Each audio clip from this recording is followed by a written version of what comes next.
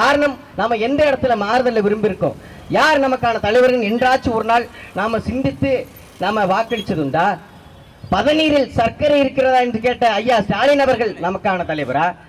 கம்பராமாயணத்திற்கும் சேக்கிலாருக்கும் கம்பராமாயணத்துக்கு சேக்கிலாருக்கு வித்தியாசம் தெரியாத ஐயா எடப்பாடி அவர்கள் நமக்கான தலைவரா?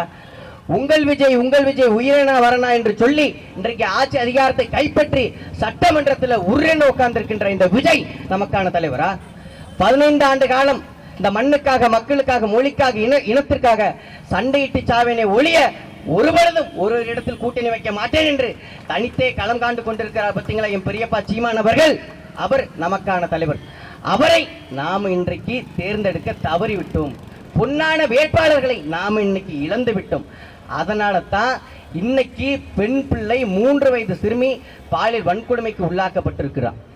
இந்த நாட்டு விடுதலைக்காக போராடிய காந்தி சொல்றாரு, எது உண்மையான பெண் சுதந்திரம் என்று கேட்ட பொழுது காந்தி சொல்றாரு, நள்ளிரவுல 12 மணி போல ஒரு பெண்மணி கழுத்து நிறைய சங்கிலி அணிந்துக்கிட்டு நள்ளிரவுல தனியாக சாலையில நடந்து போக முடியுமானால் அதுதான் உண்மையான பெண் சுதந்திரம் என்கின்றார் இந்த நாட்டு விடுதலைக்காக போராடிய காந்தி.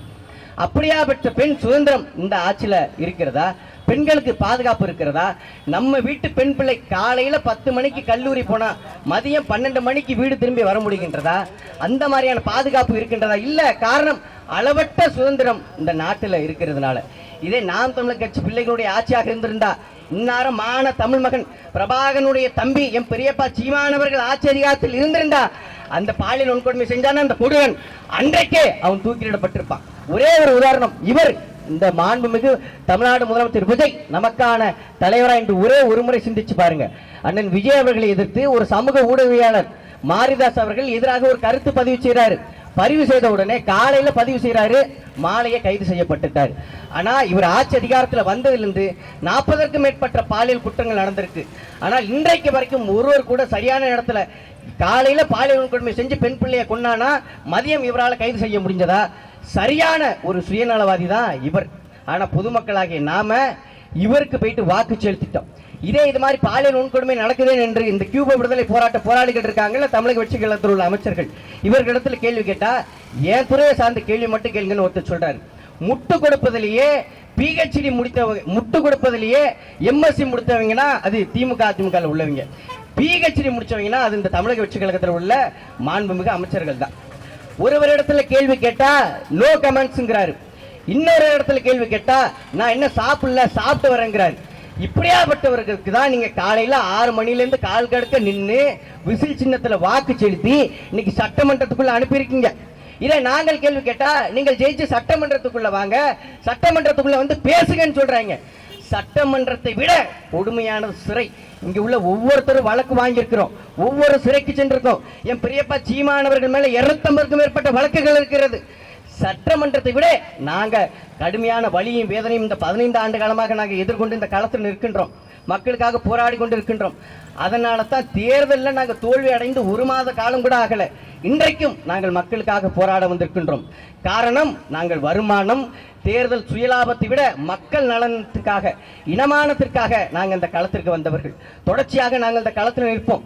இந்த 2026 தேர்தல் தோல்வி என்பது எங்களுக்கு தற்காலிக தோல்வி, அவ்வளவுதான்.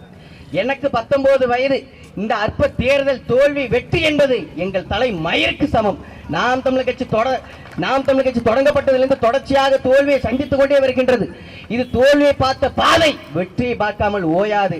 என்றைக்கு நாம் தமிழர் கட்சி ஆட்சி அதிகாரத்துக்கு வருகிறதோ அன்றிலிருந்து ஒரு குடிபோதையில் உள்ள ஒரு கொடூரன் பெண் பிள்ளைகளை தொட முடியாது, அந்த அளவுக்கு கடுமையான சட்டங்கள் இருக்கும்.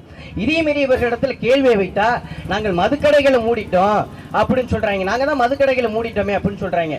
போதையை போட்டு பெண் பிள்ளைகள் பெண் பிள்ளைகள் போய் பாலியல் வன்கொடுமை செய்யறான், மதுக்கடைகளை மூடனான்னு கேள்வி கேட்டா நாங்க மதுக்கடைகளை மூடிட்டோம்னு சொல்றாங்க. திமுக அதிமுக 50-60 ஆண்டு காலமாக என்ன செய்ததோ அதேதான் இந்த தமிழக வெற்றி கழகம் செய்து கொண்டிருக்கின்றது. 2016 அம்மையா ஜெயலலிதா அவர்கள் ஆட்சி அதிகாரத்துக்கு வந்த பொழுது 500 டாஸ்மார்க் மூடினாங்க. அதன் பிறகு ஐயா எடப்பாடி அவர்கள் வந்த பொழுது 500 டாஸ்மார்க் மூடினாங்க. அதன் பிறகு ஐயா ஸ்டாலின் அவர்கள் ஆட்சி அதிகாரத்துக்கு வந்த பிறகு 596 டாஸ்மார்க் மூடினார்.